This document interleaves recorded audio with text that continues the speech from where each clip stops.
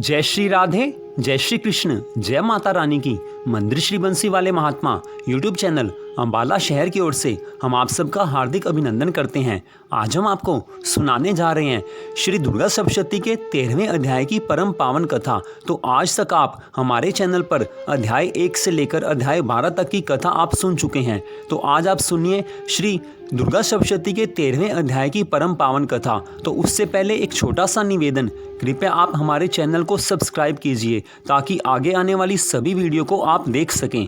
तो श्री दुर्गा सप्तशती के 13वें अध्याय की परम पावन कथा इस प्रकार है।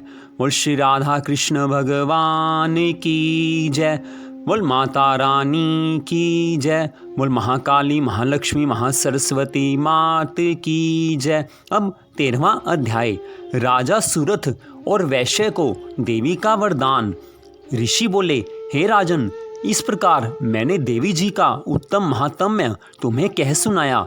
जिसने इस जगत को धारण कर रखा है वह देवी इस प्रकार के प्रभाव वाली है।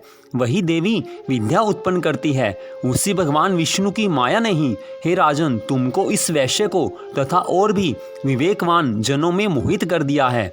यह पहले भी मोहित थे, फिर आगे भी मोहित होंगे, इसी प्रकार दूसरे भी मोहित होंगे। इसलिए हे महाराज, तुम उसी परमेश्वरी की शरण में जाओ, क्योंकि वही देवी इस प्रकार आराधित होकर मनुष्यों को भोग, स्वर्ग एवं मोक्ष आदि प्रदान किया करती हैं। महर्षि मार्कंडेय जी बोले, इस प्रकार ऋषि के वचन सुनकर उस राजा सुरथ ने प्रशस्य व्रतों का पालन करने वाले महाभाग मेधा महर्षि जी को प्रणाम किया। वह राजा जो ममतादायक राज्य के छीन जाने पर बहुत ही खिन्न हो चुका था, तुरंत ही तप करने के लिए चला गया।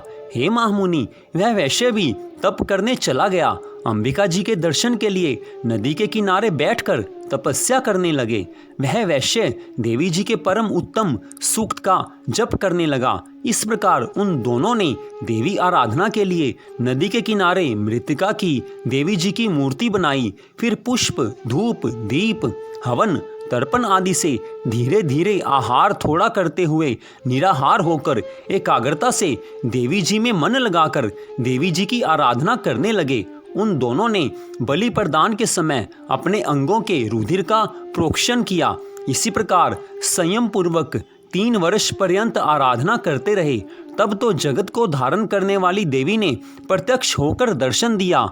तब राजा से चंडिका देवी जी बोली, हे राजन तथा कुल नंदन वैश्य, तुम दोनों जिस अभीष्ट की प्राप्ति के लिए मेरी प्रार्थना करते रहे हो वह मुझसे मांगो, मैं प्रसन्न हूँ, तुम्हें सब कुछ दूंगी।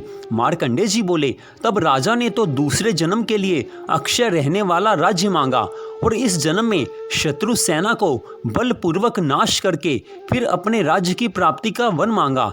वैश्य का तो चित्त संसार से खिन्न हो चुका था, इसीलिए उस बुद्धिमान ने उस ज्ञान का वर मांगा जिसके द्वारा संसार की अहंता ममतात्मक आसक्ति नष्ट हो जाए। देवी बोली, हे राजन, थोड़े दिनों तक तुम अपना राज्य पालोगे, कठिनता के बिना ही अपने शत्रुओं का नाश करोगे, वहीं पर तुम्हारा राज्य भी स्थिर हो जाएगा। फिर देहांत होने पर सूर्यदेव के अंश द्वारा जन्म पाकर इस पृथ्वी पर आप सावर्णी नाम से मनु होंगे। हे श्रेष्ठ वैश्य, तुमने जो हमसे वर मांगा है मैं उस वर को देती हूँ। मोक्ष प्राप्ति के लिए तुम्हें उस ज्ञान की प्राप्ति होगी। महर्षि मार्कंडेय जी बोले, इस प्रकार देवी जी ने उन्हें अभिलाषित वर दिए। फिर उन दोनों की भक्ति पूर्वक की हुई स्तुति से प्रसन्न होकर देवी तत्काल ही अंतर ध्यान हो गई। इस प्रकार वह क्षत्रिय श्रेष्ठ सुरथ देवी से वर पाकर फिर सूरज से उत्पन्न होकर सावर्णी नामक मनु होगा। तो इस प्रकार श्री दुर्गा सप्तशती के 13वें अध्याय की परम पावन कथा को आपने सुना। तो 13वें अध्याय की कथा का यहीं पर विश्राम होता है। तो मंदिर श्री बंसी वाले महात्मा यूट्यूब चैनल अम्बाला शहर की ओर से आपने श्री दुर्गा सप्तशती के अध्याय 1 से लेकर अध्याय 13 तक की कथा को आपने हमारे चैनल पर देखा है, सुना है। तो इसके बाद कार्तिक मास महात्म्य की कथा भी हमारे चैनल पर आएगी और अन्य सभी कथाओं के लिए कृपया आप हमारे चैनल को सब्सक्राइब कीजिए। तो मंदिर श्री बंसी वाले महात्मा यूट्यूब चैनल अम्बाला शहर की ओर से आप सबका हार्दिक धन्यवाद। भगवान श्री राधा कृष्ण जी की, माता रानी की कृपा सदा आप सब पर बनी रहे। इसी मंगल कामना के साथ जय श्री राधा रानी जी की, जय श्री कृष्ण भगवान जी की, जय माता रानी की।